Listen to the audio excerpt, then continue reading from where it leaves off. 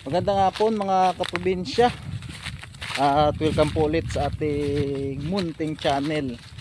At yun pupunta po tayo ngayon sa ating maliit na taniman ng gulay upang i-update po yung tinanim natin na na kamatis at saka sili. At yun nga, medyo mainit yung panahon ngayon dito sa amin. Siguro baka natuyo na yung naitanim natin na sili at kamatis. Sana hindi naman kasi sayang sayang yung pinaghirapan natin. At kung sakali man titingnan natin yung yung ating ng balon na hinukay doon, yung hindi naman malalim, yung malilim lang yung tingnan natin kung may laman pa na tubig. Kung meron pa, didiligan natin yung ating mga pananim. Bago po yan, lilipat muna natin yung alaga natin na si Uno. Ayun si Uno. Ayun, kahit papano ay lumalaki-laki naman po siya. Ayun ayan, samahan nyo ako mga kaprobinsya nandito na po tayo sa ating taniman ng gulay. Ayan may bunga yung patula natin. Kaso hindi maganda yung tubo kasi nga yun, mainit yung panahon. Ayan kinakain pa ng ng daga ano kayang kumakain ito? Ayan kinakain nila. Diyan, ito po yung patula natin.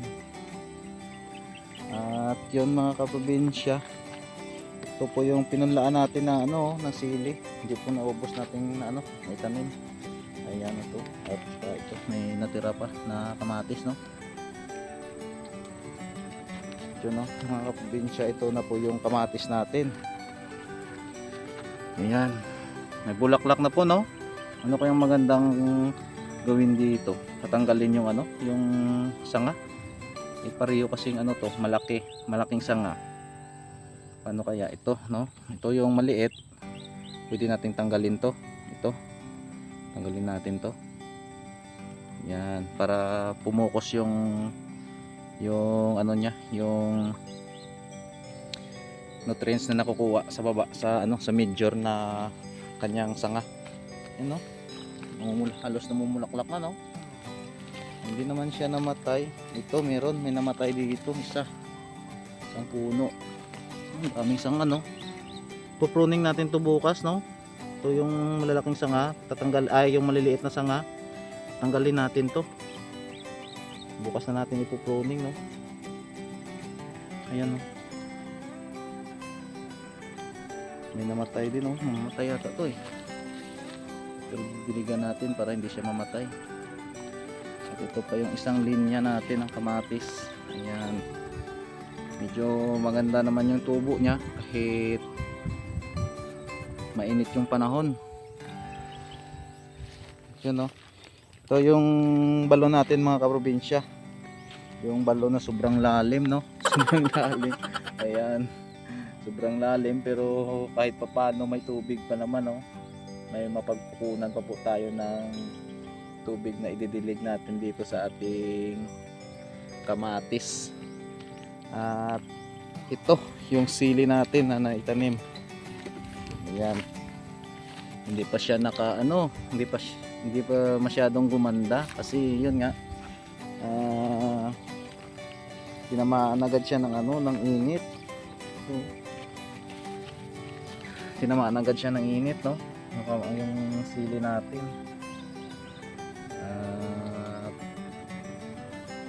Hindi pa masyadong kumapit siguro yung ugat niya. Ito pa yung sili natin. Ito pa. Sa ngayon po, ito lang muna yung tinanim natin na na sili. Kasi hindi pa po natin nalinisan dito na banda. At ito rin, meron pa dito. Dadagdagan pa natin yan dyan. Linisin natin kapag kapag umulan-ulan na. Kasi pag ngayon tayo magtanim, mamamatay lang din kasi hindi natin malagaan sa pagdilig. Okay lang sana kung nandito tayo lagi araw-araw nandito tayo, okay lang sana. At maalagaan natin sa pagdilig. Tsaka ito yung mga kalabasa natin, no? Yan, kalabasa. Ito pa, oh, no? Kulang sa linis yung garden natin, no? Mga kaprobinsya, yung taniman natin ng gulay, kulang sa linis to. Kasi paminsan-minsan lang naman tayo dito. At yan, no? May trabaho tayo. Pag wala tayong trabaho, saka lang tayo makakapunta dito. Ayan, kalabasa natin. Pero pag umulan to mga kaprobinsya, yung kalabasa, maano to, tataba, kaso tinamaan ng ano, yung matinding init. Ito yung limon natin, oh. Limon. At saka kilala nyo ba tong mga kaprobinsya, ito? Hindi ko to itinanim dito, pero nabuhay lang. Ito yung tinatawag sa amin na kulitis. Ayan, ito pa. Ito pa, no? Itong katabi niya, yan. Yan. Namumulaklak na, no? Mabilis to, ano? Mamulaklak. Ito yata yung kulitis na, ano? Na may tinik. Ano, ito ba yun? Ito yata, eh. May mga tinik to, eh. Oh, wala naman, no? Meron din ditong isang klase ng kalabasa, mga kaprobinsya. Kalabasa, ano, I mean pala ng kulitis. Yung malalaki yung dahon. Walang tinik yun. Yun yung maganda. Nakangala ko nga nung una yun eh. Yung malalaking dahon, hindi pala. Iba pala. Yun, no? Kulang sa linis yung garden natin. Sige lang, kahit pa paano, no? May matanim lang tayo. At may mapagkukunan kahit pa kunti-kunti. Bawas ano na yun. Bawas gastos na yun. Hindi na natin kailangan pang bilhin. Kasi pag wala tayong tanim, pag gusto nating magulay, o di kaya tulad nito may mga sili. Pag may tanim na tayo na sili, no? Dito sa amin, yung kamatis, isang piraso, 5 pesos. Maliliit. Yung sili, 3 piraso, 5 piso. Yung per kilo minsan, 100. Pero pag bumili ka naman ng tingi-tingi, 3 piraso, 5 piso. Minsan ano pa yan, mahigit pa sa 5 piso. Kapag medyo malaki-laki, mas maganda kung may tanim tayo. Diba? Bawas gastos. Pag dumami pa yung bunga, makakabinta pa tayo. At saka yung patula natin, ayan. Hindi ko pa masyadong pinarami talaga yung patula natin.